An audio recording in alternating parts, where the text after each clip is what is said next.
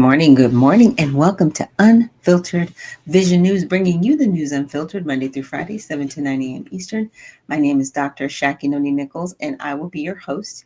And I am hosting in a little bit of a different location than I'm normally used to hosting in. So if you guys see me holding my microphone, it's because I know I talk soft. It is what it is. And so that's why I have this high powered microphone, but I just really want to make sure that you guys can hear me. So if you can't, please put in the comments if you can't. Or if you can, put that as well. I'm using you guys as my production team this morning. So I will be filming, I should say on location, because I'm kind of on a pseudo vacation. It's like I'm on vacation, but because I had taken a couple of weeks off, I really wanted to make sure that I spent some time with you guys from 7 to 9 a.m. And then after 10 a.m., I will officially be back on vacation every day. So I'm just gonna, balance it out like that. But I hope you guys had a great weekend. I did keep up with the news as far as the Kings protest that they had going on. And if you follow me on X, I had a few comments, and mainly one of the comments I had was, what do these people want? So you're outside protesting and you have all these large numbers. What do you want?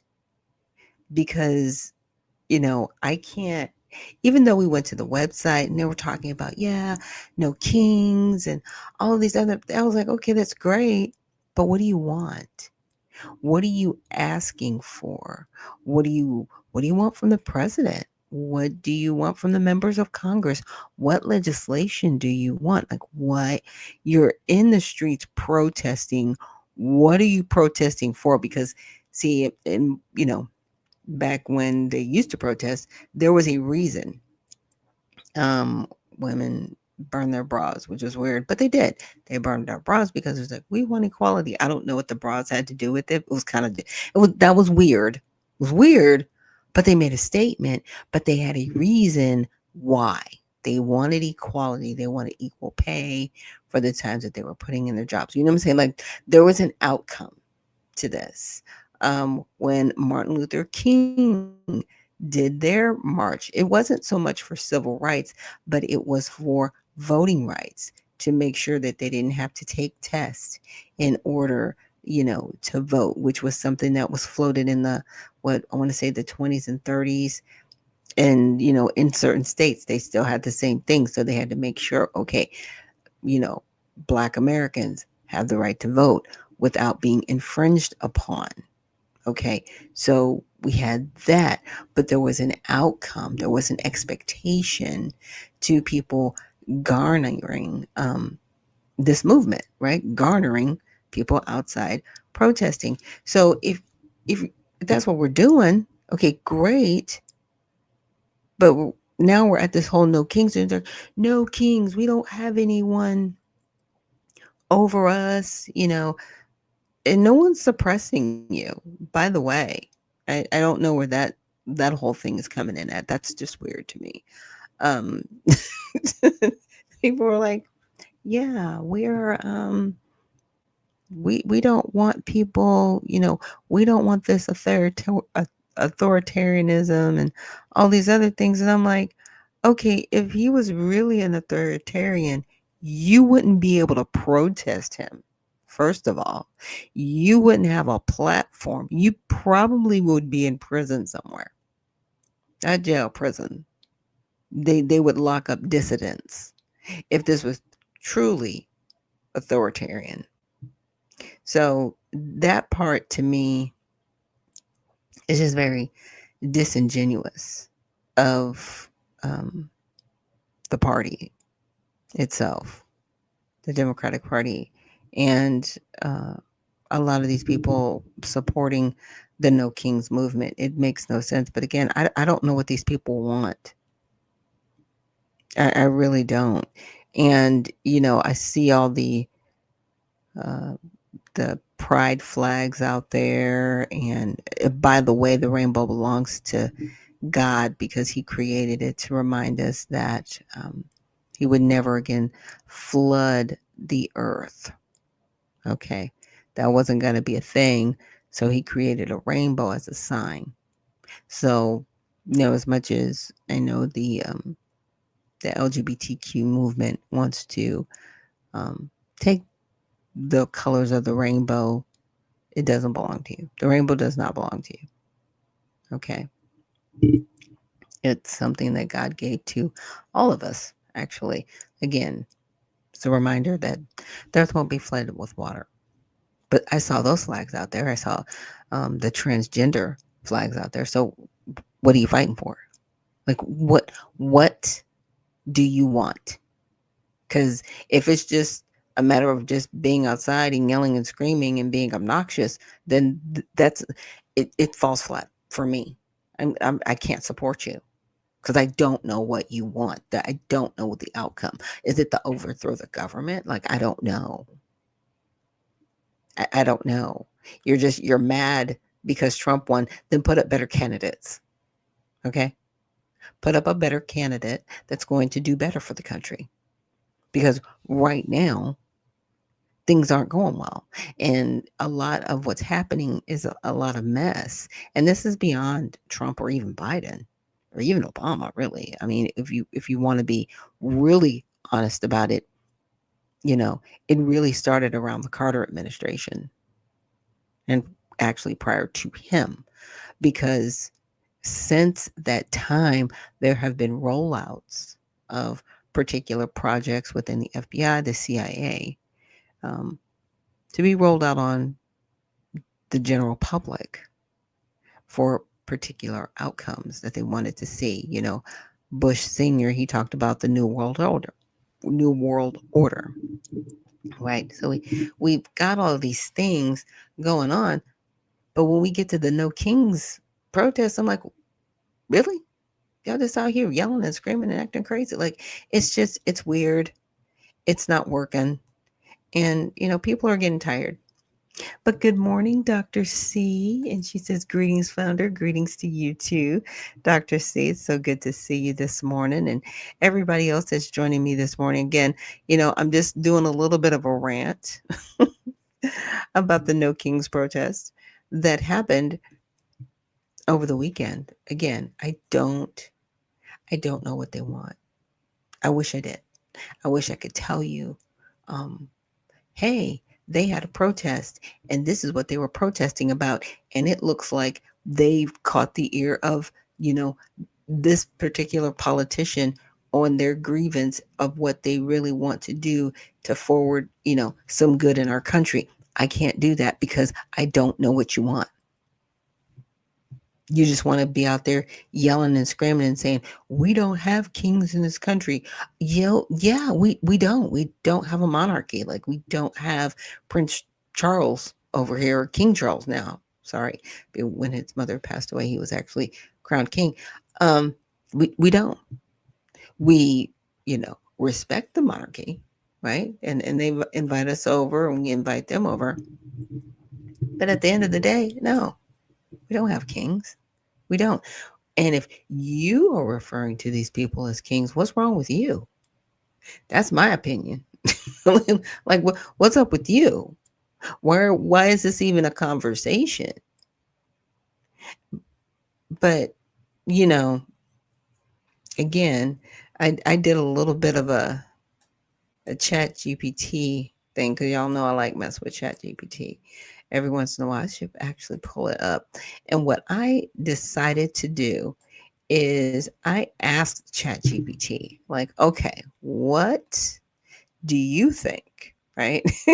What do you think about both parties, you know, in regards to authoritarianism? And it was interesting some of the uh, the responses that I got from ChatGPT because it wasn't what I thought it was going to be. I thought it was going to be, more of a one-sided response. I really did. I really thought it was going to be very one-sided, but it wasn't.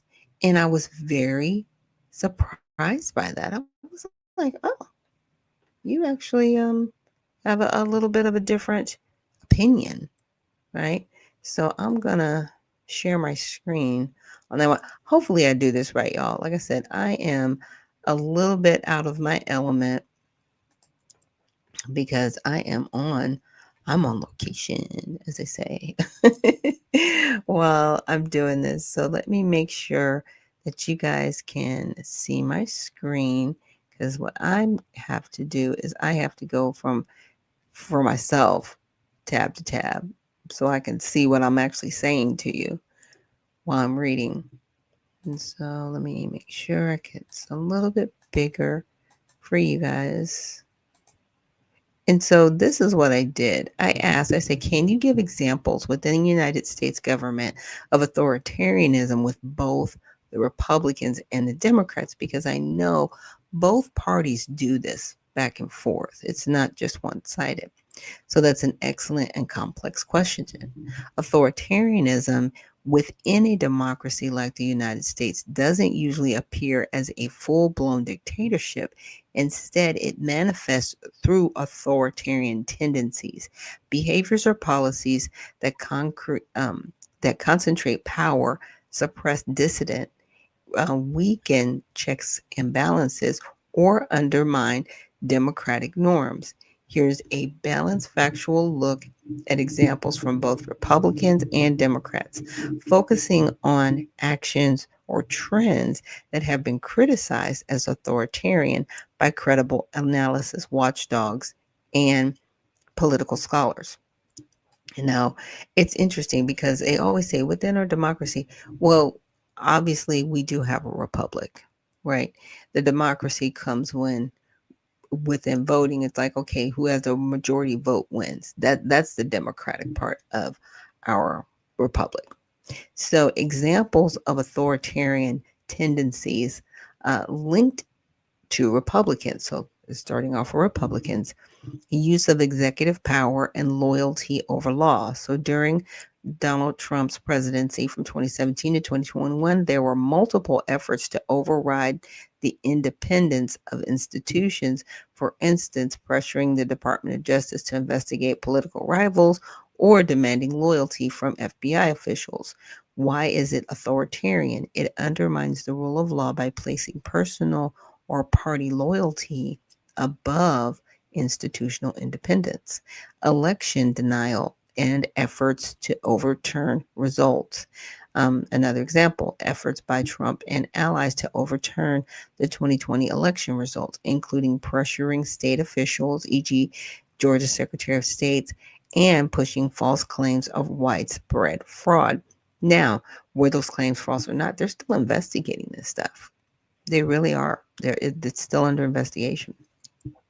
Why it's authoritarian? It challenges the peaceful transfer of power, a core democratic norm, right? And so it's giving the example and it's showing it in real time. Now, I live in the state of Georgia, and even though the current attorney, the current district attorney, for Fulton County, Fonnie Willis, she was removed, it doesn't mean the investigation has stopped. The investigation is still moving forward in regards to that. I know. And he's run for president again and held office. But this was more so a state issue and not a federal issue when it came to Georgia. So book bans and speech restrictions, state level Republican policies in Florida and Texas that restrict discussions of race, sexuality, or gender identity in classrooms or libraries. Now, I find that interesting because why should we be discussing sexuality and gender identity in the classrooms? Why should that be a discussion? I mean, it should be a personal discussion, in my opinion, with adults that have children that need to have those conversations with their children. But that shouldn't be something in schools. But that's is looked at as authoritarian. And it says why it's authoritarian. Authoritarian regimes often seek to control information and shape ideology through censorship and curriculum control. Now, if The curricular control was similar to that in China, right? Where they actually say that you have to worship, and they do, you have to worship and acknowledge Xi Jinping in the classroom. Like that's how they have it there. Like there's no other God beyond your government in China. I'm not sure why they're trying to make that comparison here because that's not really happening here. Trust me. But that's the example. Targeting protest and dissent. So, several GOP led states such as Florida, Oklahoma, and Tennessee passed laws increasing penalties for protesters or shielding drivers who hit demonstrators from liability. It restricts, and why it's authoritarian, it restricts the right to peaceful assembly and public dissent, a fundamental democratic freedom. Now, we just had these large protests for no kings everywhere. People saying to do what they want. I'm grateful that they kept it peaceful, and those are fine. You know what I'm saying? As long as you got your permits or whatever your state, that's fine. In Florida, what that gentleman was saying was like, if somebody gets in the way of your car and they try to box you in or jump on your car, you have the right to run them over with your car. And we're not going to hold you responsible. That's where he was coming from. I don't see that as authoritarian because it got pretty wild in certain places where people were being dragged out of their cars were being jumped on, their windows were being smashed in. I mean, we've seen police vehicles set on fire. Crazy. Okay. Crazy town. You got to shut it down. But those were examples of authoritarianism. Now, that was for the Republican side. Now, let's get to the Democratic side. So, examples of authoritarian tendencies linked to Democrats, right? So, government surveillance expansion. Wow. Okay, we're just diving in 2 feet deep on the Democrats, but they're screaming authoritarianism. Remember, no kings. So, so government surveillance expansion. So, example, the Obama administration expanded NSA surveillance under the Patriot Act and allowed broad data collection programs on U.S. citizens revealed by Edward Snowden in 2013. So when Snowden came out and he had to get to Russia, so he wasn't thrown in jail here, but he was telling us, your phones are constantly listening to you. All of your audio devices are constantly listening to you. You have been exposed, and your freedoms have been undermined by the federal government through policy. He told us this, and it's not fake, it's true. And they've actually upped the ante on the Patriot Act. If you look at it, I want to say it was revised right before Biden left office by our legislatures. Yeah, they did that. So why it's authoritarian? Mass surveillance concentrates power in the state and erodes privacy and civil liberties. Okay, this is under Democrats. Censorship pressure via tech companies. During the Biden administration, the White House and federal agencies communicated with social media platforms to flag or limit misinformation related to COVID-19 and elections. Why it's authoritarian? Critics argued this blurs the line between public health communication and state facilitated censorship. People should have been allowed to say what they said and actually share, right, their experience, positive or negative. Because, see, we were being told this is safe and effective, and it wasn't. Because there were many people who lost their lives behind being inoculated. But because it was suppressed and because the media had their marching orders to make everybody look crazy, basically, and make them look like, they were just speaking out to speak out. And the government, was all in. Yeah, that was authoritarian. And yeah, that was done under the Biden administration. They did that. But yet they want to come out with all these no kings protests. See, Trump lifted a lot of these things off of us. Day one, when he got in office. Day one. But they did this. but they're talking about no kings.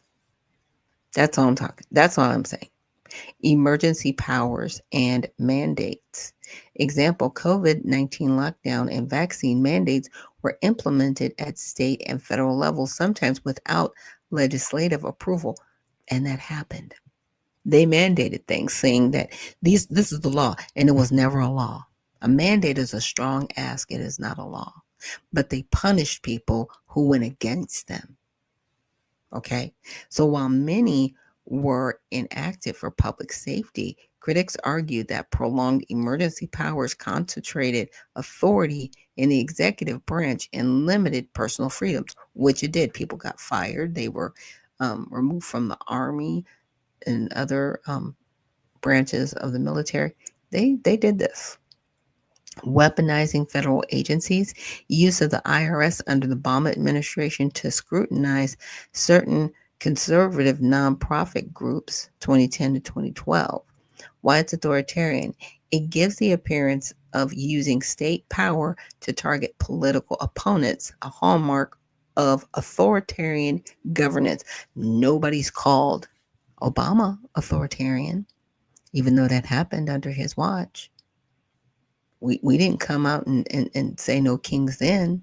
And you can see their stuff's based on policy, right? Shared or bipartisan authoritarian trait. Now, this is where it got interesting for me when ChatGPT brought this up, because I was like, wait a minute, so both of them are in on this together? Yeah. So expansive executive power. Both parties have steadily increased the power of the presidency, especially through executive orders, bypassing Congress, right? Limited media access. Both administrations, Republican and Democrats, have used approved journalist systems and controlled press briefings. Militarized policing, increased federal funding for police militarization and surveillance technology is supported by both parties. Partisan gerrymandering. Both parties have used district manipulation to preserve power and weaken voter influence.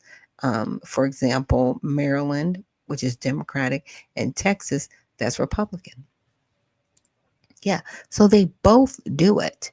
So it says in conclusion, while the United States remains a constitutional, and it is a republic, we'll say democracy, but it's a constitutional republic, authoritarian impulses exist across party lines, usually justified as necessary for security, order, or moral protection.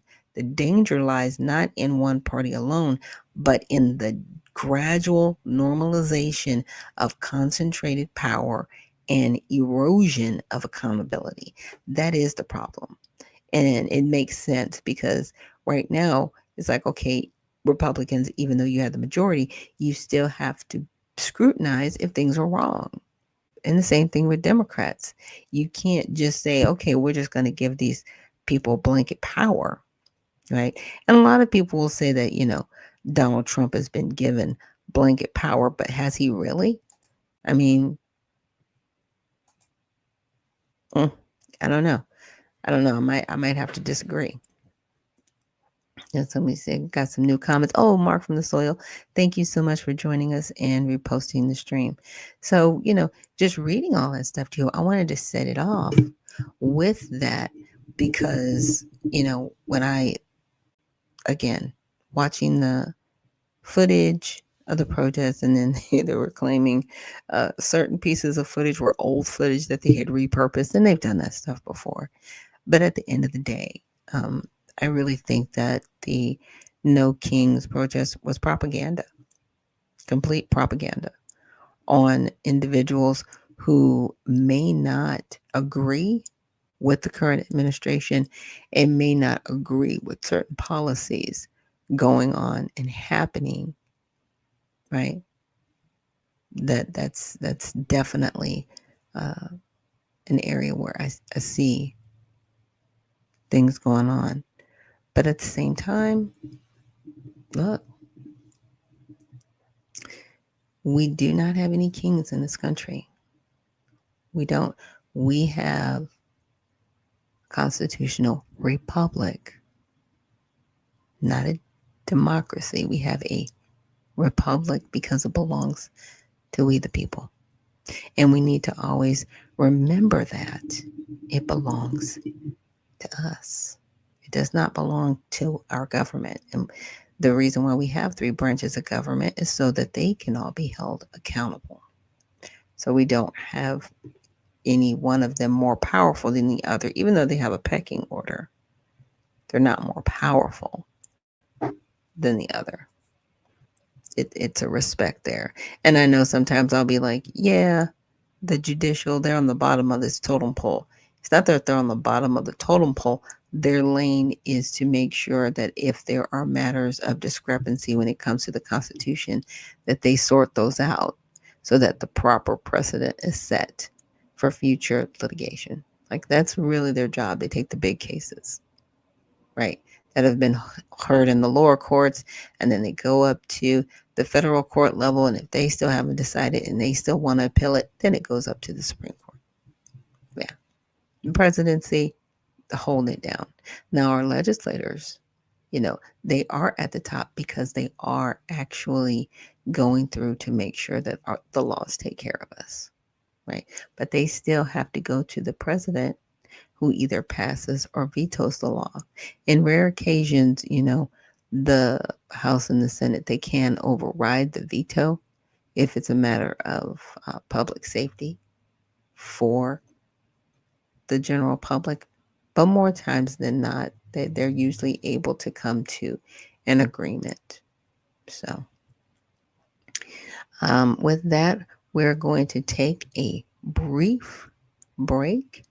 And when we come back, we are going to get into sports. So thank you guys again so much for joining me here on Unfiltered Vision News, and we will see you on the other side.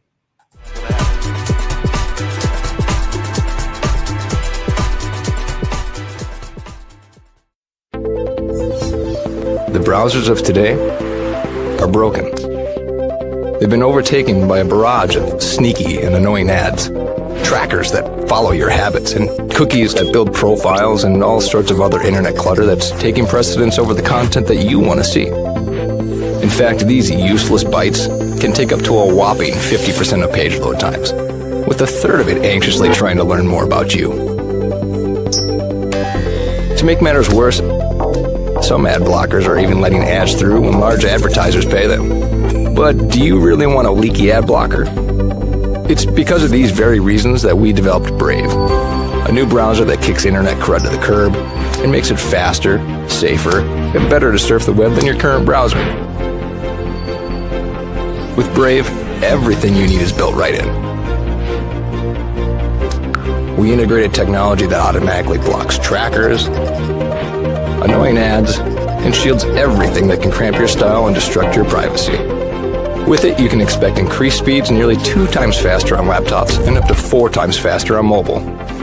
And unlike any other browser, Brave allows you to support your favorite publishers with automatic micropayments. So it's a win-win for you and your favorite sites. To top it all off, Brave is open source because we truly believe it's our web and we need to fix it together. So ask yourself this question: do you want a web browser made for the internet of today? If so, try Brave. It's faster, safer, and ad-free.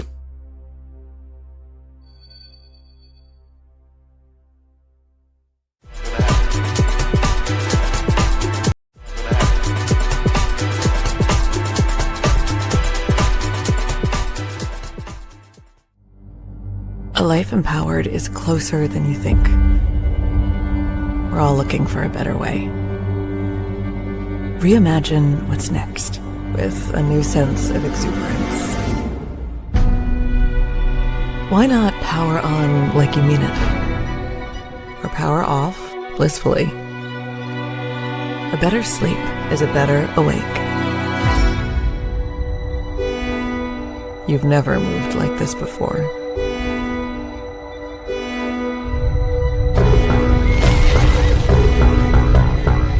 With the energy nature intended.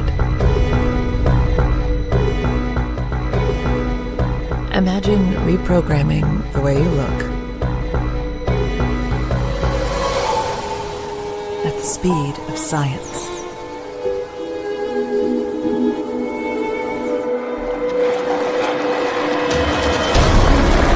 At longevity.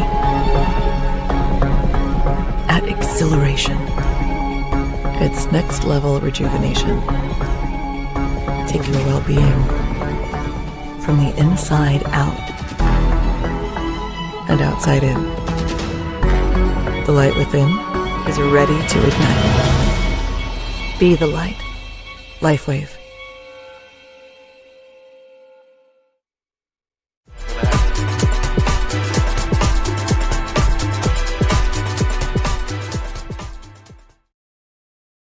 And we are back. Thank you so much for joining us here on Unfiltered Vision News, bringing you the news unfiltered Monday through Friday, 7 to 9 a.m. Eastern. My name is Dr. Ashaki Noni Nichols, and I will be your host. And I'm introducing a new segment that I'm so excited to have on the show, which is sports. I really do like sports, and I wasn't sure how to incorporate it into the show. And so I came across somebody who actually wants to, have a sports segment. So it's a really good combination. So I'm going to introduce the segment and introduce you to the new co-host for that segment. And with that, we're going to bring Conscious Outlaw up to the stage. Hey, Conscious, how are you? Hey, how are you doing this morning? Can you hear me fine? Yep, I can hear you. Okay, so I'll let you go ahead and get into the sports recap for the weekend. Okay, I just wanted to say thank you very much. And I do want to do one thing. I post daily scriptures. Do you mind if I read a real quick scripture? Oh, absolutely. Okay, today's daily scripture is Ephesians 2, 8 through 9. For it is by grace you have been saved through faith. And this is not from yourself, but is a gift from God, not by works, so that no man can boast. Nice, All righty. So nice. yeah, we had a great weekend of sports. I'm gonna start with the LCS championships. The Mariners and the Toronto Blue Jays, they're tied 3-3. The Dodgers swept the Brewers, so that would be our World Series set. We already have the set for the National League, and waiting to see the tiebreaker for the Mariners and Toronto Blue Jays. Next, we're going to NFL. Very interesting weekend for Cowboys fans. Yes, your Cowboys beat the Commanders, but Jaden Daniels did go down with the hamstring, his second for the second this time this year. So they weren't at full power. So don't get too happy, Cowboys fans. It was a good win. And Mike Tomlin, my personal favorite, the Steelers, they had a game Thursday, lost to the Bengals. They're trying to say he's on the hot seat, but they're still 4-3. So give him a chance. We got Aaron Rodgers out there. So that's my personal favorite. And then we're gonna go to college. College, Ohio State is still on top, number one. It's getting to be bowl eligibility season coming up. So a lot of the top 25s are like 6-1. My hometown team, Mizzou, they're 6-1. They're looking to be bowl eligible and get into the playoffs. So that's the recap. For all the sports this weekend, there are two Monday night games tonight. It's Tampa Bay and Detroit. They're playing and oh, I'm sorry. No, you're good. You got it? Yeah, I'm actually, my husband and I were going to check out the Detroit Lions game uh, this today. So I'm really excited about that. I don't think I'm going to be posting anything from I there, had to but switch. I'm really excited to check out the game. Yeah. So I had to switch. I didn't know. I couldn't hear you for a minute. So yeah, that's the quick sports recap roundup for Monday. You all have a great week. Next week I will come in. I have a little bit of highlight on a particular coach, which is going to be Mike Tomlin. I couldn't get my stuff together, but that's my favorite coach. Black American, wonderful coach, one of the most storied franchises. He has his Super Bowl rings and stuff like that, and they kind of give him a hard time, but I want to see him win. That's also for my people that play bets or whatever. That's my dark horse for the Super Bowl because I got Oh, Aaron Rodgers. Okay. So thank you very much for having me, and enjoy you all weekend. And I will be watching. Okay. But before you leave us, really quick, I Oh, did oh want yeah, to ask you a question. So, what do you think sure. about Joe Flacco? Like, I want to give him an award for being like one of the best quarterback, couch quarterbacks in the clutch. Like, what do you think? Yeah, I think they set up a good. They got a good veteran roster so that he can go right in and he can pick right up. And he's got this Super Bowl, and so they got the pedigree of I can pick up the playbook and just go at it. So yeah, he's been a very good professional all this year. So yeah, I've always had I've never had a problem with him. I think he's been a pretty good quarterback, and especially an extremely good backup quarterback. He did it in Denver also. So I think that they have a good setup to where that if anybody goes down, because they have some aged quarterbacks, they can keep the thing going. And they're more the game manager quarterbacks now. They're not trying to win the game. They're just trying to play good, don't know no turnovers, play good Right. defense, and keep the running game going. So yeah, I think Joe Flacco is the perfect backup. Yeah, very, very cool. Well, thank you so much for joining us. I'm looking forward to, next Monday's recap with sports with Countess Outlaw. Thanks so much for joining us. Thank you. Uh-huh. All right, guys. So that was our first sports recap. So let me know what you think in the comments, or, definitely direct message me on X, because that was the very first one. And that was a lot of information, consolidated amount of time. And I think it was just enough. And Cajun Lady, thank you so much for joining us this morning. And she says, "Good morning, brothers and sisters. Christ is King." And she always adds her red, white, and blue hearts. So thank you so much for joining us here on Unfiltered Vision News. And so, again, we had our sports recap, and now we're going to get into some of the videos of the week. I want to start off with one, and it's going to be with Dr. Oz, and where he was sharing some information on Fox News. The government shutdown drags on. The White House is shedding light on how dozens of criminal illegal migrants received Medicaid before their arrests and their deportations. White House spokeswoman Abigail Jackson telling Fox News Digital, quote, "Due to previously lax federal controls and Democrat state policies, criminal illegal murderers and rapists received Medicaid at the American taxpayers' expense." Joining us now is Administrator of the Centers for Medicare and Medicaid Services, Dr. Mehmet Oz. Dr. Oz, thanks for joining us. Thanks, Ainsley. You know, the Democrats have been gaslighting us on this issue of Medicaid funds going to illegal immigrants for quite a while. When the president came into office, he insisted we take the fraud, waste, and abuse out of the system. And that's why the One Big Beautiful Bill has provisions to do just that. The shutdown, as you know, is in part because the Democrats want to repeal that landmark legislation. And they keep claiming that there is no money going from Medicaid, an agency that I run, towards illegal immigrants. So we decided to do our homework. We sent our best investigators out to evaluate exactly what is going on.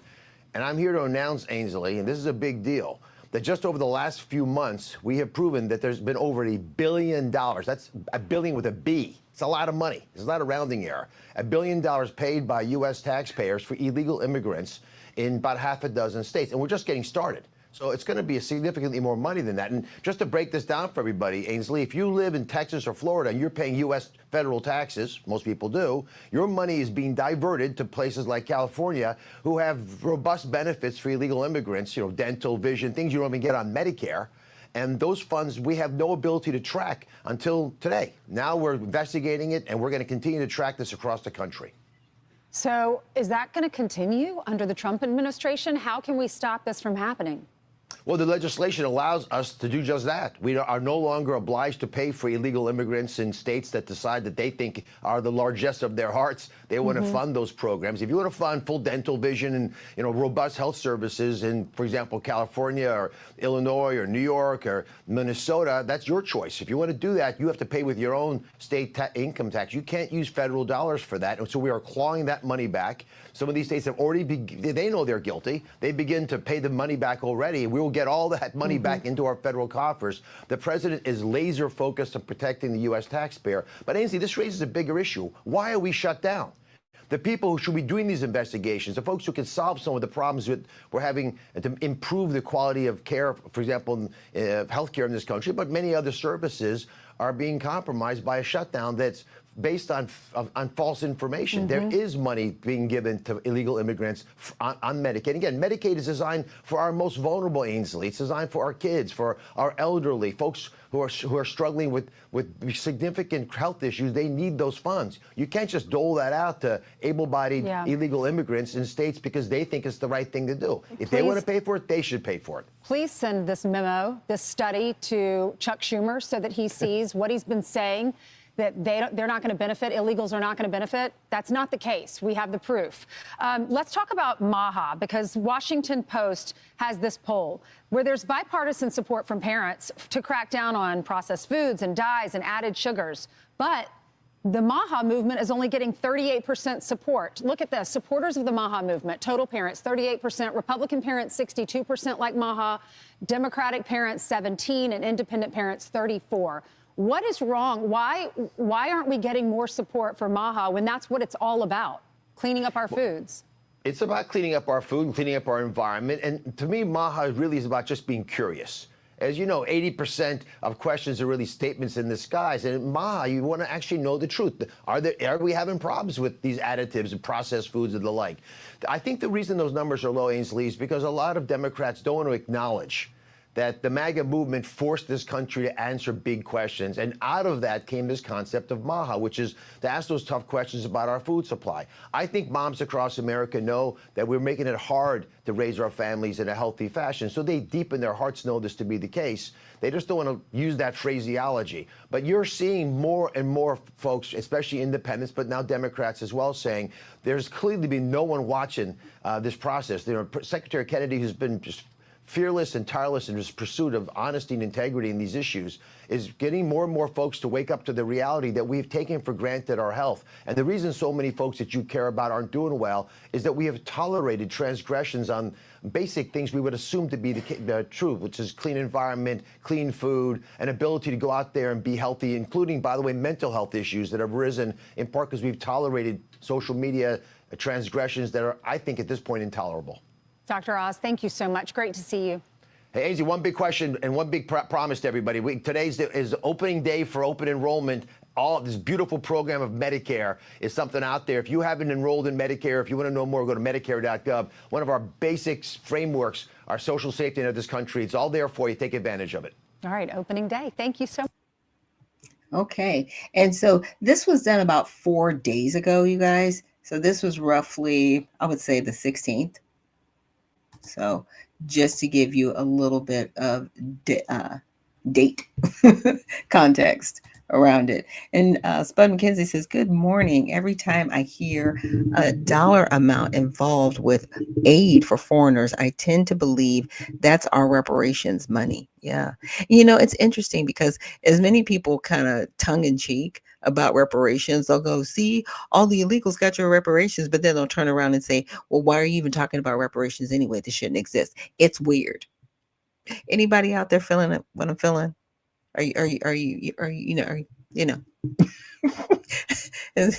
Really? But it happens. It's a weird conversation. It's very interesting. And Countess also saw, wow, $1 billion. Yeah, $1 billion. And also Spud McKenzie says, thank you for sharing this, because my parents in their old age bring up healthcare all the time as their excuse to vote blue. Yeah. And it's unfortunate because, let's see, even individuals that come here from other countries legally, they are excluded from receiving federal benefits. They have to take care of themselves. But what happened in the past administration is they actually set money aside in the Appropriations Act up until this year, 2025, that would set aside monies for people that were foreign to this country, as long as they had a status. That's why you saw those statuses: temporary status, paroled in the United States, asylum seekers, refugees. This is why you heard all of this terminology, even undocumented workers, so that they could justify using federal dollars for people that normally wouldn't get it. Like I said, even if they came here legally. So it's unfortunate. It's a lot of legal wordplay that they've used. I'm glad that Dr. Oz is exposing the system for what it is, because as taxpayers, we shouldn't be paying it. And to his point, if the states want to put in programs, right, for people here illegally, which is still really wrong because you're not even taking care of your legal citizens. Like, what's that about? But that's a whole nother conversation. You can do that, and they can, and they have. But what they did do is they also coupled it in with federal funds. So they commingled the funds, and that's why he's saying they're going to claw them back separately. So that $1 billion is going to go back to the federal government, because you cannot spend that money on people here illegally because it's a crime. It really is. Now, my whole thing is, why are people going to jail? Like, I want people going to prison. Like, you have violated Title 8, Section 1324, harboring these illegal aliens and giving them aid and comfort and benefit. Oh, what does that sound like? Right. Sounds like treason. You gave them aid and comfort, and you knew they're invading our country, and you're protecting them. So it's a broader conversation of what's happening on every front. And it's going to be really interesting to see how a lot of this plays out. Now, the next video I'm going to share with you guys, this one is about Chicago and Brandon Johnson that I came across. And it was really interesting because actually someone in his own administration wants him investigated. Mayor Brandon Johnson's right-hand man should be fired, according to the city's inspector general. But the mayor's office is declining to do so. Our Sabrina Franza spoke with Inspector General about these allegations against the mayor's top staffer, and she's here now. Sabrina. Joe, this was very confusing for us. We actually just spoke to Jason Lee, the man in question here, Mayor Brandon Johnson's senior advisor and close confidant. About 2 years ago, Alderman Bill Conway filed a report with the Inspector General alleging that when he asked for help with an encampment in his ward, Lee tried to extort public safety services in exchange for Conway's vote. Mr. Lee took me back into the coat room back here, and he said they would help me with this problem as long as I voted to raise the real estate transfer tax on the working families of this city and raise the tip credit. And once I didn't do those things, a clean out was canceled of this viaduct, and that was unfortunate. Alderman Bill Conway takes us back about 2 years. Is it normal for someone to pull a alderman into a coat closet to have a private conversation? I have not heard it happening to anybody else. When he filed a complaint with Chicago's Inspector General. Much of our work is really designed to, or driven by the desire to shine a light into dark corners of City Hall. This is a conversation that we ought to be having in the light of day. The findings following that complaint published today. Inspector General Deborah Witzberg says city employees are obligated by law to cooperate with the work of the Office of Inspector General. And that the subject of this particular investigation, who we understand to be Lee, did not. The office recommended the subject be terminated and placed on the no hire list. Lee is still working at City Hall and spoke to us over the phone. He claims he made multiple attempts to cooperate with the OIG, some of which are documented in the report, though he added he tried to participate with private counsel and that the OIG rejected his participation. Only once there was a prospect of discipline and, in fact, termination from a city job did the subject's attorney reach out to us. Interesting. And what did they say? That they had intended to reach out sooner. Is that sufficient? It is not. If you get pulled over for speeding, you don't get to tell the police officer that you meant to slow down before you got there. Now, the mayor's office backed Lee in their statement to us. The OIG pointed out that when they made termination recommendations to other city departments, those departments agreed and terminated those employees. But in this case, the mayor's office did not, Joe. Is it up to the mayor unilaterally? It is. So the recommendation can be made and they can accept or deny the recommendation. In this case, they were the only agency to do that. Deny. Sabrina, thank you. Yeah. The only agency. But are you shocked? That's the question. Are you shocked? With everything that's been going on with Brandon Johnson, are you shocked? So sad. So sad. And Cajun lady, she had a response from the previous video, she says, giving aid and comfort to foreigners while Americans struggle. Yeah, and scrape by. It is very sad. And Countess Outlaw says, a coat closet meeting that is kind of scary. Right? Let me talk to you for a minute. Like, really? Like, this is what we're doing in city government? But again, it's Cook County, y'all. The crime. Chicago is known for it. It's like part of when I saw it, I was like, at the same time, I was like, yeah, I can see it. I can see it. But here's the thing, like they said, they can take the recommendation and execute the recommendation, right? Or they can choose to not. Here's the thing. This person was found doing some unscrupulous things, right? Every reason to let him go. The recommendation is, hey, there's a laundry list of things. This may not be somebody you might want to keep on your staff, right? And they're just like, yeah, thanks. Thank you for the recommendation, but we're going to keep this person. Very scary. And Cajun Lady says, no surprise, right? Again, it was like, and should we be shocked? Or what I liked is the fact that at least it's coming out, right? He cannot go back and say, oh, under my administration, we didn't have, any issues. No one was ever found guilty of anything. You know what I mean? Like, yeah, you can't say that you got out of anything controversy free, right? There's been so much controversy around Brandon Johnson's administration. If any of these aldermen or any of these individuals within this current administration get reelected coming up next year, in 2027, I'm be looking at y'all sideways in the state of Illinois, especially within Chicago, because things need to change. Like, you guys have a national spotlight on you, not just anything. Like, it's a national spotlight. Like, people are looking at Chicago like, what are you guys doing? And is it going to change? And it needs to change. It really, really does.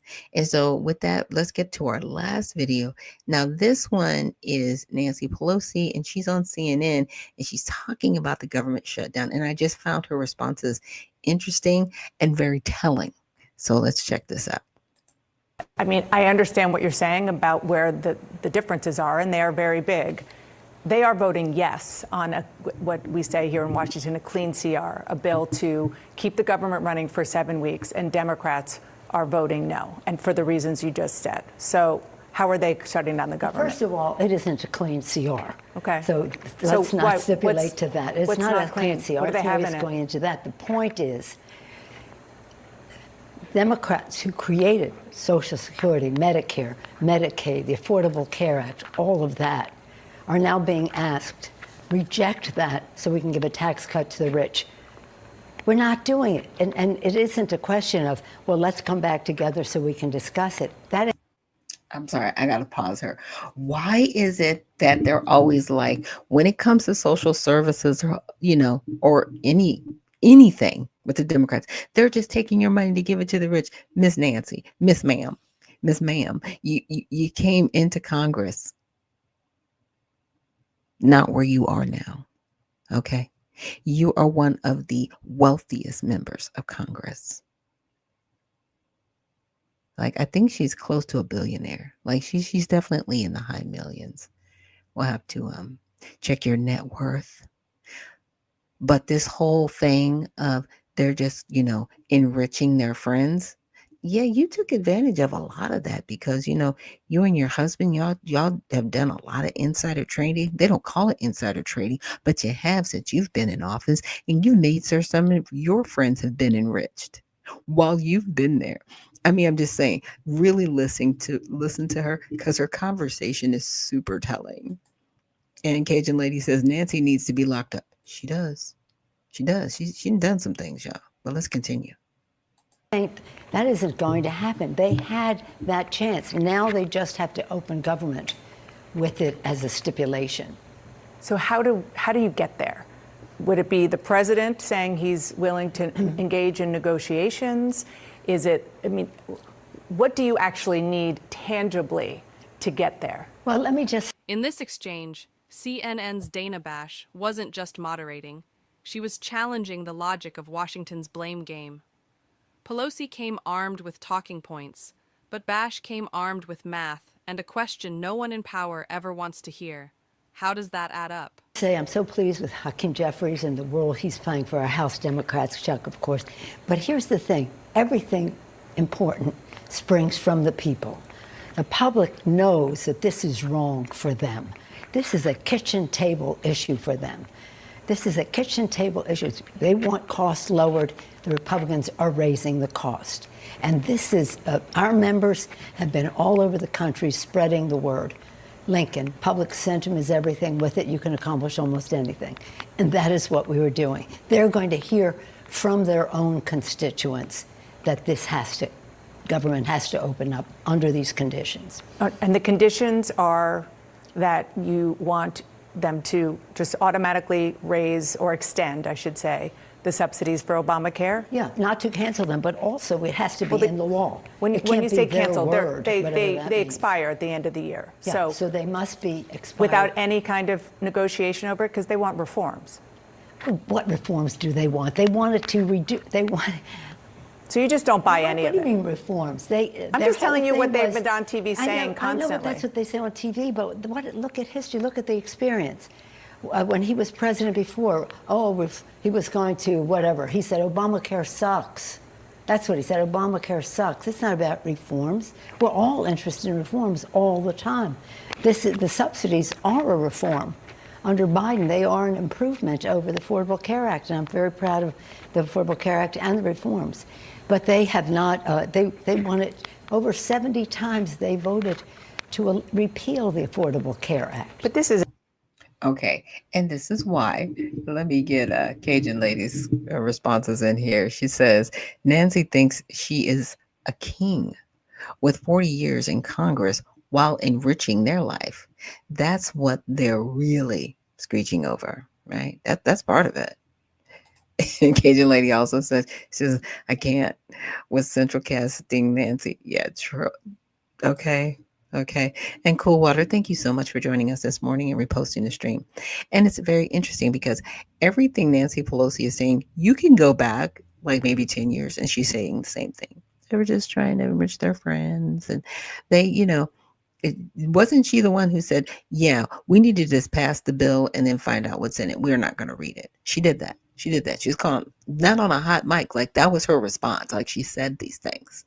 And what's very disingenuous about what she's saying, if you actually go through the CR that the Democrats want, they actually want $490 million to be given back to public broadcasting services. What does that have to do with anything? You guys keep saying it's about healthcare, but you've injected a lot of things in your CR proposal that shouldn't be there. Now, the Affordable Care Act should never be intermingled with this continuing resolution because it has its own lane. Now, what they fail to tell you is during President Donald Trump's first term, he actually stopped that penalty tax if you didn't have health insurance. So for a 22-year-old or a 23-year-old that didn't have health insurance and they felt like, I don't need it, and if I do need it, I can go to a local clinic or, whatever, they were penalized if they didn't have insurance or carried it. Donald Trump removed that. Our legislatures removed that penalty tax. So you're not forced to carry a health insurance policy that you don't want, that doesn't benefit you. Okay. So then after that, they tried to reform the Affordable Care Act, but just like APR, right, with the housing crisis, it crashed. Insurance carriers left. Anybody here still have their doctor? You'll still be able to keep your doctor. Remember that line, anybody? Oh, don't worry. You'll be able to keep your doctor. Well, your doctor stopped refusing certain insurance carriers because it wasn't benefiting them, right? And they didn't want their patients to pay out the nose, but then those patients were left without any insurance choices, and they still are. Because the whole thing with the Affordable Care Act, it's a step up, really, from Medicaid, right? Which means if you are in that space where you're just making too much but not enough, you don't have health insurance. So it's not affordable for everybody. And what's even making this even more egregious, and this is what the Republicans and the Democrats, what we're seeing right now, they haven't stopped to negotiate the rates with the insurance companies. Now, they can't tell the insurance companies what to charge people, but if they don't get this stuff in place by November 1st, a lot of these rates are going to double. And it's because the insurance companies can do it. And that's when I say, okay, do we need to start our own insurance companies? You know what I'm saying? So that we can figure out what affordable health care looks like in this country. Because right now, the insurance companies are holding us hostage through the federal government, and our federal government is allowing it, which is why federal government should have never gotten involved in our health care in the first place. It's not their place. It is a private market system. Right now, at the state level, if states want to offer a healthcare program for their citizens in their state, that's more affordable. But when we're including the federal government and these insurance companies are getting subsidies, they don't want that money to stop flowing. I'm just saying. That's what part of this is. And she keeps covering it up with all this nonsense. And Sassy Lady, good morning to you. Thank you so much for joining us here on Unfiltered Vision News. And thank you so much for reposting the stream. But let's continue on with Miss Nancy. A very specific part of the Affordable Care Act that you know better than I is popular in a lot of their districts and that's across the country. And you say, how are we going to open it? We're going to open it because it's very popular and well among Democrats, among Republicans, and among independents. But you also mentioned making cuts to programs that Congress had already approved, raising. So you're talking about a wide array and wide range of wants and sort of demands that Democrats have. You've been through this kind of thing many, many times. I still can't see, and maybe you can explain it, how you get from here to there, because it feels like we're going to be in this for a long time. Well, when President Trump was president before, it was 35 days. Yeah. And I remind you, he said, I'm very proud of this shutdown. That's the words he used, because they don't believe in governance, and then they don't believe in the work that government does. So now they're saying they may not pay the employees that do the work, which the law that he signed says they must pay. Well, let me the ask you employees. about that. I'm glad you brought that up, because not only are they suggesting that perhaps they will not pay some furloughed workers, Yes. they're also still holding out the possibility of just firing federal workers. It's a pressure tactic against you and your fellow Democrats to do whatever it takes to vote yes to reopen the government. No, with all due respect, they were going to fire these people anyway. Just look at their game plan. They were firing them So anyway. you think it's and an the excuse? workers know that. The workers are better informed than most of us on this because they're bearing the brunt of it. And they know they had this firing lined up for a long time. So you don't buy it? You think this is an excuse? Of course I don't buy it, but I don't buy it, but there's clarity here. It's no use confusing the issue with, oh, they might have and would have and should have and all that. No. They're giving a tax cut to the rich, $4 trillion tax cut to the rich at the expense of food in the mouths of babies, health care for families, Medicaid for long-term health care for seniors as well as for poor children, not to even mention the Medicare cuts that they have, but I will mention them. In any event, don't ask Democrats to say we are going to reject everything we stand for in Medicare, Medicaid, Social Security. They're firing so many people at Social Security, it's hard to get your benefit. Yeah. So this is a budget is a statement of values. The conflict between Dana Bash and Nancy Pelosi in this interview highlighted a larger issue in American politics. Too many leaders confuse repetition with clarity. Pelosi's reply, That Democrats are standing up for values may sound rhetorical, but it ignores Bash's primary question. If both sides claim to want to keep the government running, why can't they agree on a basic financing measure? Bash's strength as an interviewer is her persistence. She didn't interrupt to earn points, but to bring the argument back to reality. Each time Pelosi veered off topic to discuss tax cuts for the wealthy or the Democratic Party's moral tradition, Bash carefully brought her back to the point. How do you get there? It was the type of reaction Washington rarely gets from its own press corps. Forceful, factual, and unafraid to identify a deflection for what it is. Pelosi's responses demonstrate how disconnected leadership rhetoric can be from practical governing. Her claim that rejecting a continuing resolution constituted a stance for principle sounds admirable, but in actuality, it risks the same outcome she opposes: suffering to ordinary Americans as a result of the shutdown. Bash's insistence on clarity served as a subliminal reminder that politics is judged by impact rather than purpose. The exchange also highlights a broader difference between accountability and performance. Pelosi, a seasoned political strategist, portrays the issue as moral combat, good versus greed. Bash, on the other hand, establishes cause and effect. The end outcome is a microcosm of American discourse. Moral absolutism collides with journalistic pragmatism.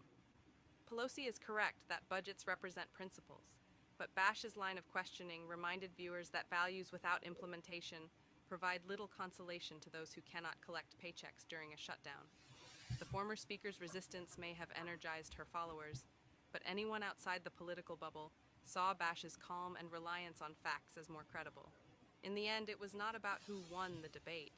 It was about who kept grounded in reality. Bash's clarity proved her correct, not because she disagreed with Pelosi's beliefs, but because she required consistency between those ideals and their practical implications. That is journalism's goal, to bridge the gap between what politicians say and what their actions truly mean. When responsibility meets rhetoric, truth does not always shout. It sometimes quietly demands on a response. Yeah. Yeah. And so I'm really glad that the video that I pulled, and I'll definitely make sure to share the link with you guys, because, that was pretty spot on. And KG Lady was laughing. I know. Nancy's a very interesting human. And KG Lady says she's not mentioning her Democrats, socialists, are fighting for illegals to have these benefits, not Americans who paid into the system.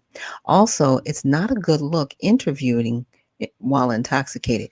I know, why is she always messing with her teeth? I mean, at a certain point, it's like, it's okay to retire. But the problem is, they're so, like her, McConnell, he just fell again in the halls of Congress. Anybody really who's over 70 that are still in Congress, right? And they've been there since they've been in like their 30s, they need to go. Because in my opinion, they've corrupted our legislative body, because they've been in there too long, right? And some people say they've been in there long enough to create the corruption that we see now. Like, they're never going to vote to not get paid while the government is shut down. They're always going to make their money. And I wish I had brought up a video by Stephen A., which I actually reposted. Stephen A. did like a total mic drop, and I guess, oh gosh, I forget his name. I can see his face. He's from Ohio. He's one of the senators from there.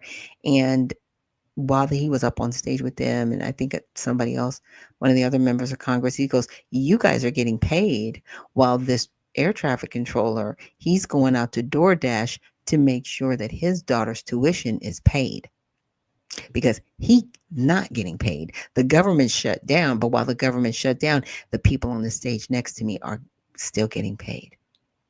They're never going to vote against themselves, ever. They're never going to vote for term limits against themselves, because, see, they've gotten too used to benefiting off of the American people. They've got too used to benefiting off of the people that donate to them. right? The millions of dollars that you don't see that come through these 501c4s that they don't have to count for. That's a whole nother conversation. I think I'm gonna have to do a show, like a real one, on the 501c4 and how it is so nefariously been used, especially by our members of Congress, because they don't have to necessarily report that type of money that they're getting with like the super PACs and all of these other things. It's like, yeah, they can say that they've gotten the money, but they don't have to state where it's come from when they use the 501c4s. Yeah, so it's very damaging what has gone on and what's happened in our country. And with that, I definitely want to get to all sides where, oh my goodness, you guys, whoo, you guys are going to be like, what? Are you serious right now? I'm very serious because as of late, somebody has gotten their sentence commuted. I mean, I don't want to say a lot of people might be shocked about this or might not be, but apparently, Trump commuted former George Santos's prison sentence. Now, if you've been on X for a while, you know Mr. Santos. He's been in some spaces and I've heard him talk, and he's been very candid about what he experienced while he was in the House of Representatives. But what a lot of people do fail to realize is he was a pathological liar, unfortunately. And there were a lot of lies he just got caught in. I mean, he did. It happened.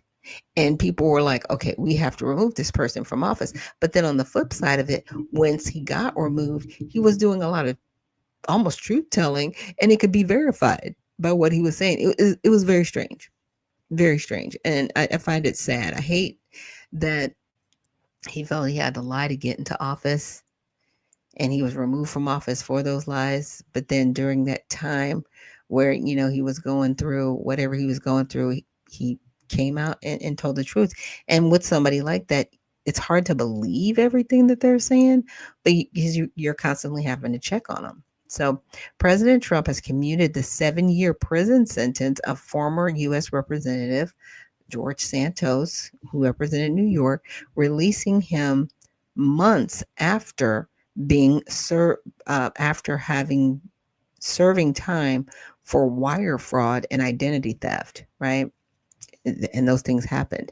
So Trump announced the commutation Friday on Truth Social, saying Santos had been horribly mistreated and held in solitary confinement for long periods. He wrote that Santos was a rogue, but argued others, including Senator Richard Blumenthal, a Democrat in Connecticut, had done worse. And they're running neck and neck on it. Here's the deal. And everybody out there might be laughing because the crimes that people commit in Congress, and it's like, this is what they're going to jail for. This is who you're going after. You know what I mean? It's kind of weird. It's like, okay, if you're going to go after them, we got to go after everybody else, right? We got to go after everybody.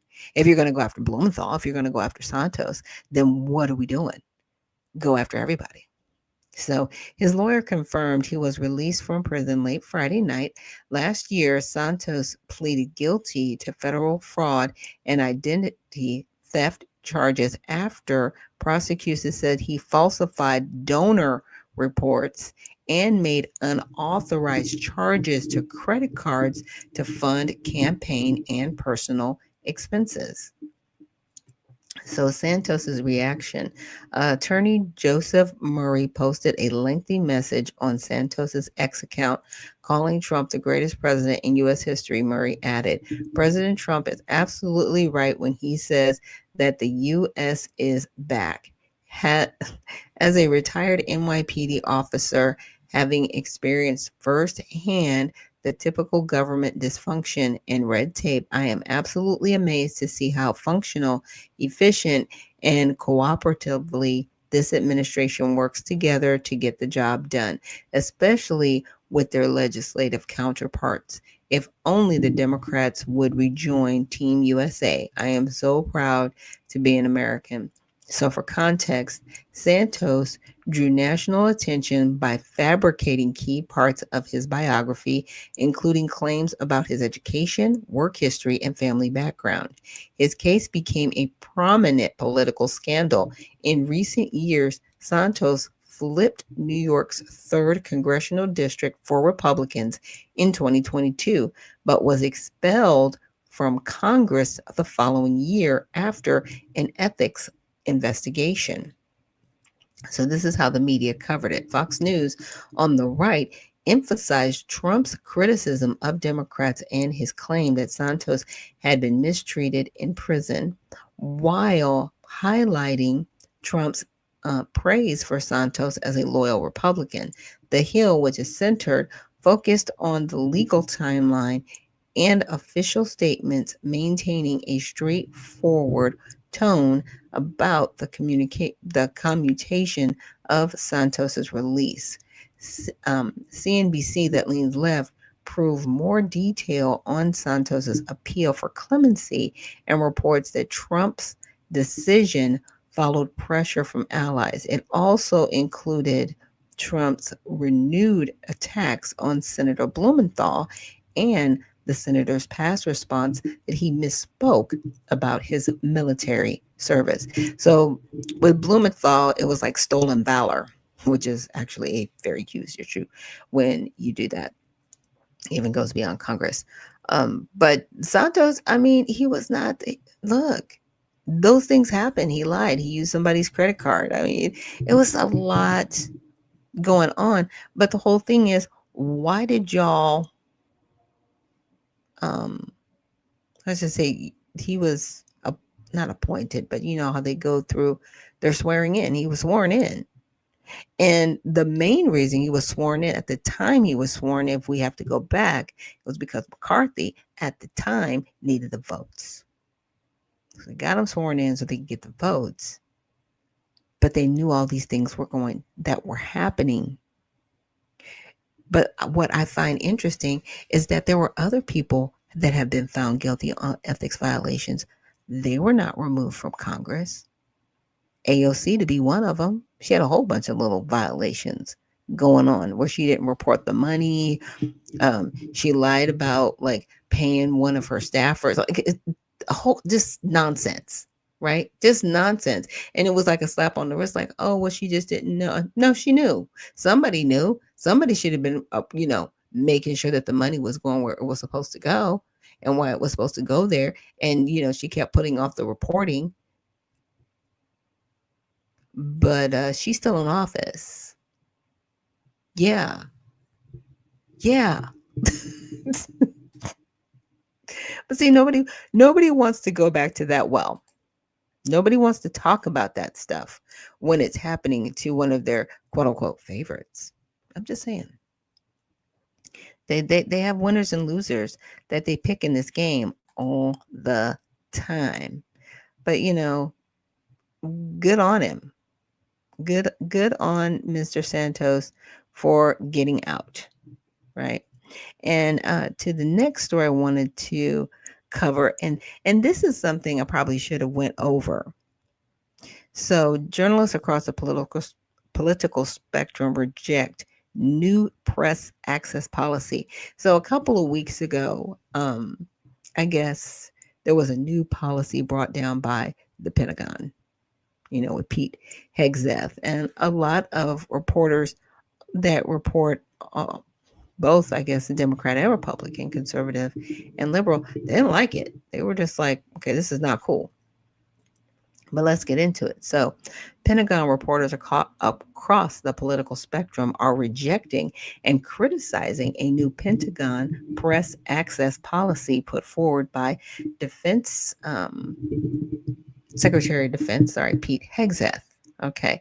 So from the left, NPR, Pentagon reporter Tom Bowman authored an opinion piece detailing his 28 years of experience reporting on military affairs domestically and abroad.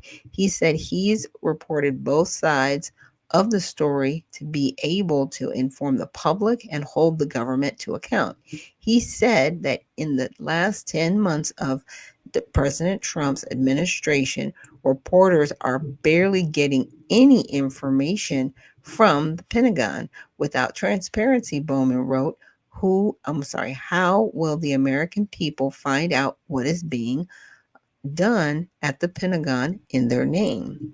He argued, with no reporters able to ask questions, it seems the Pentagon leadership will continue to rely on slick social media posts, carefully orchestrated short videos, and interviews with partisan commentators and podcasters. So on the right, in an opinion piece for The Hill, which is center, Robbie Salve, that leans right, wrote, no one is happy about the Pentagon's new press policy. He argued that while Hegseth is within his rights to forbid his own employees from leaking stories to journalists, government policy should place constraints on government employees, not on journalists or the public. Salve said that while it makes sense for liberals to reject the new rules in order to hold the Trump administration accountable, MAGA-friendly reporters need to make sure the administration is fulfilling its priorities and therefore should also reject it. He argued that as we transition to new media, we don't want to create a new media environment that fails to do solid reporting or hold the government accountable. So for context, over 35 mainstream media outlets across the spectrum have said they will not sign the Pentagon's newly mandated media policy over concerns that it interferes with the rights as reporters. This includes the Associated Press, The Atlantic, ABC News, CNN, The Washington Post, The New York Times, Fox News, Newsmax, The Daily Caller, The Washington Times, and The Washington Examiner. Only OANN has publicly agreed to the new policy. Now, I haven't seen the policy, so I'm going to have to, take it at its word. But I find it really fascinating how, the press, I'm not saying that they are trying to dictate to the Pentagon. I'm not trying to say that. It's not that. But I find it really interesting how they feel they have a say. Because here's the deal. The Pentagon, yeah, that's where a lot of the top secrets are held, right? And I find it interesting because, when they lost billions of dollars and there was really no accountability, it was like the reporters I don't want to say the reporters let it slide, but they didn't really press the issue either. They just allowed the Pentagon to say, yeah, we lost $6 billion. Well, where is it? We don't know. Wait a minute. Hold on. You held it. You did an audit and you lost $6 billion and you don't know where the money went. Okay. But you know what I'm saying? But that's what they did. And now that's how it went down. So again, I would have to read through this policy. I was just reporting on it because I thought maybe it would give some more insight to the policy. And I mean, for that many reporting agencies, and as you saw, those were left, right, center agencies. So they weren't just all on the left. It makes you question, like, okay, what is it that the Trump administration, and Pete Hegseth is a part of the Trump administration. What are you allowing or not allowing reporters to have access to? Because, being a paralegal and being from the outside, I've worked for the federal government before in capacity. There are certain things that are top secret, that are classified, that cannot be let out or leaked, because what it does is it puts other people that may be overseas in a situation, you could compromise their position, right? You could compromise the intel or, whatever campaign they're running overseas. So for these media outlets to say, Okay, well, we're just not going to agree to it. I'm like, do you think they're going to just bend the knee to you? Like they're not. Then you're just not going to be a part of it. Like, so you're just not going to be reporting on the Pentagon. OANN will be. Okay. Because this is not your show. This is not your show. So if you don't like it, you don't have to be at the Pentagon and you will not have access. And that's kind of how these things go. I think our press has I think they've gotten to the point where they're how should I say it? They're more about their political positioning than they truly are about being the press, because they will, how should I say it? They will compile articles that either favor or unfavor whichever party they support. And those are just facts. Like that's what y'all do. That's why I have to go to all sides to get, the left, right, and center. If I didn't, and journalism was just journalism and it was just as boring as it's supposed to be, where you're just giving people information, there would be no need for outlets like All Sides or Ground News, or you know what I'm saying? There would be no reason for it. But there's a reason for it, because our press are completely biased and sold out on the left and the right? And maybe even in the center. You're so driven to tell the perspective of whatever outlet that you're hired by that you've stopped being journalists, true journalists. Okay. And actually, in my opinion, a true journalist, they couldn't work for any of these reporting agencies because they wouldn't be able to do it. Because they'd be like, why aren't we just reporting what it is? Why do we have to say it with a slant? Right? When there's no slant there, but you create slants to create a narrative, because according to the Smith-Month Modernization Act, you can. But see, maybe he's calling you to not report according to the Smith-Month Modernization Act. I'm just putting it out there. I don't know. I haven't read it. Like I said, I've got to see the agreement. And even then, like, is the agreement public? I wouldn't think so. It's an agreement. There are some contracts that aren't public. They're private for a reason. There might be a non-disclosure agreement attached to that agreement, right? So there may be some things that's like, if you see certain things, you're not going to be able to report on certain things because they are top secret or secret, right?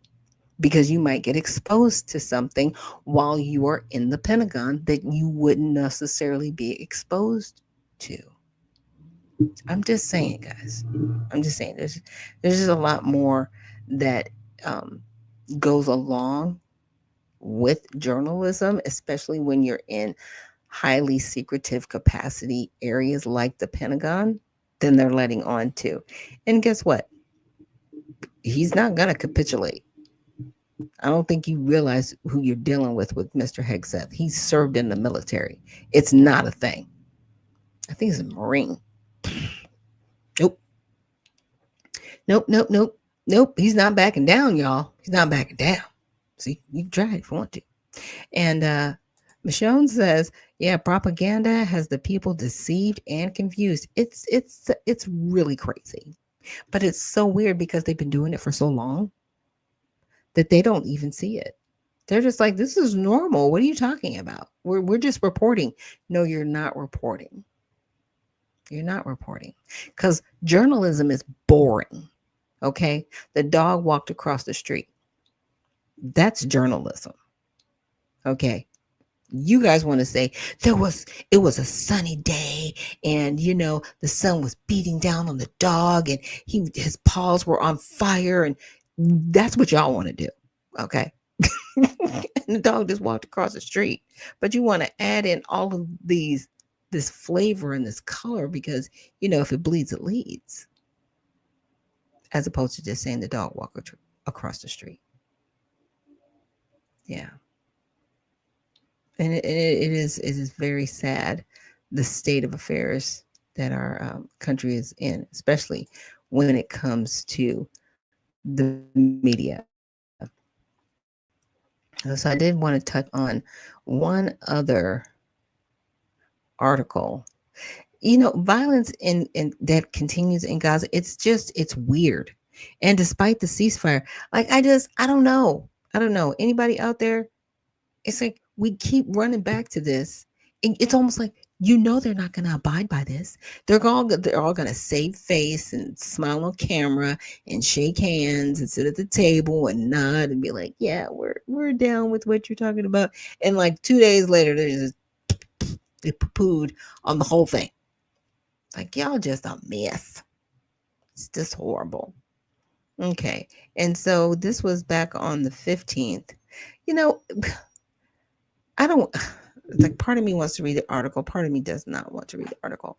I think I already read that article, but who's to really blame? Who's to really blame for the government shutdown? I don't know. What do you guys think? I blame both parties. Honestly, I blame both parties, and here's why.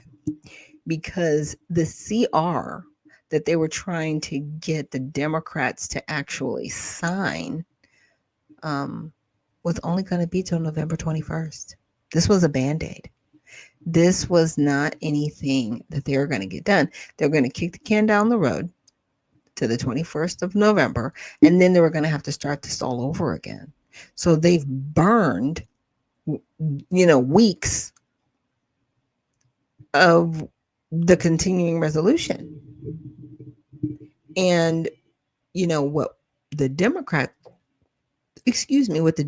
aren't talking about is how they want to include the ACA and their demands into the CR, this continuing resolution, right? When it has its own separate expiration date in December. What they're also not telling you about, the Affordable Care Act is how they, the spending levels, they want to go back to pandemic level spending levels. Why would you need to do that when we're not in a pandemic? Like, what are we talking about? What are we talking about? And where's the money going to come from? And see, the assumption is, okay, if we go back to those levels of spending, right, then it's going to lower the cost in the future. Huh? Wait. Hold on. Where did that sound weird to you too? Because that sounded weird to me when I read it. You want us to increase the amount of the ACA because that's going to lower the amount that people are going to pay in the future. First of all, you should be focusing on making sure that you lock in these rates so they don't double on November 1st. But you're not talking about that. And you're not getting that done. And see, that can be done in spite of the CR. That is why the Republicans don't want it included. But you're not talking about that. You're not talking about how you're still trying to keep people here that are here illegally on federally subsidized health care. Yes, you are. Stop lying. And the money isn't going to the wealthiest people either, because you're asking for 1.5 trillion in additional spending. Yeah, that's trillion with a T, y'all, not with a B. Because they want $500 million just for PBS to keep them afloat. $490 million. Yeah, close to $500,000 they are asking for PBS in the CR that is with the Senate right now, which is why it's not passing. Because there are people in the Senate that are like, we are not going to put this money burden on the American people. Stop it. We're not going to do that. But that's what they want to do. That's what they want to do. And, people are tired. People are truly, truly exhausted with the Democrat and Republican Party and this fight that they are having with the American people. And the only people that they're going to suffer for it is going to be the American people. Can you imagine somebody's rates doubling from $800 to almost $1,900? But the insurance company is going to do it because they don't care, because they know people are going to have to pay for it if they want health care. And this is the horrible part that's happened, in my opinion. You've put the American people on the hook for this. You have. You left us all holding the bag, and you still want to have these fights with each other. You're just enriching your rich friends. You're part of the rich friends that will be enriched by it. Duh. Like, we all see it. We're not stupid. We're not dumb. We all know you members of Congress have got in there and you came in there broke, and now you're like multimillionaires. None of us are dumb anymore. We see you. We pulled the records. We pulled the documents. We've got some of y'all on hot mics. I mean, that's how much you don't care. And that is how much some of you don't care. Because you're like, well, what are you going to do to me? And that's why I keep impressing upon each one of us. If you are listening from any states, Georgia, California, Texas, Connecticut, Maine, Indiana, Illinois, vote these people out of office. Send them packing. There are other options available out there. Go to Ballotopia and find people who are running for office for these seats, because there definitely needs to be a referendum on each seat, especially in the House of Representatives. Because, see, they've done their job. They have done their part. The senators haven't done theirs. Okay, so in 2026, there are going to be Senate seats up for grabs.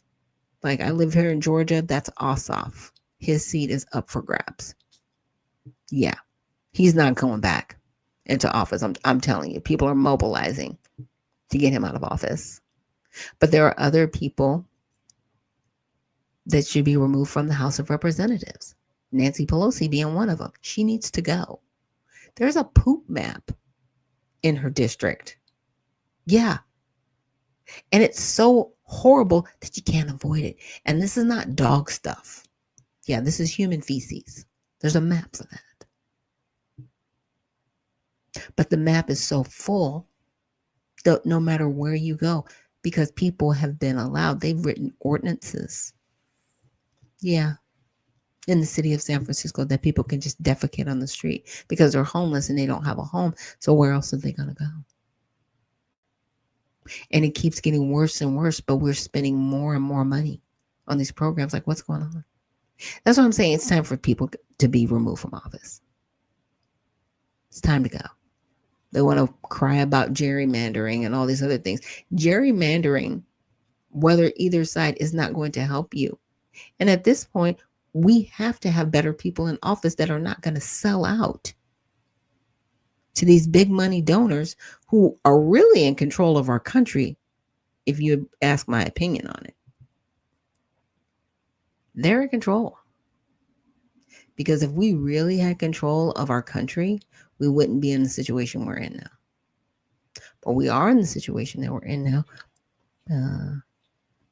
because other people are control. And they really want to see the collapse of the United States. And this is part of it. The No Kings protest. Actually protesting. And I said before, I was like, what do you want? You're protesting for illegal immigration. That's what you're protesting for. You're outside talking about, we don't want ICE in our cities. Okay.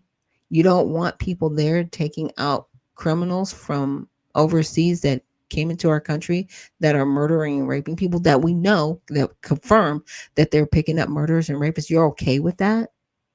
You're okay with people violating the law?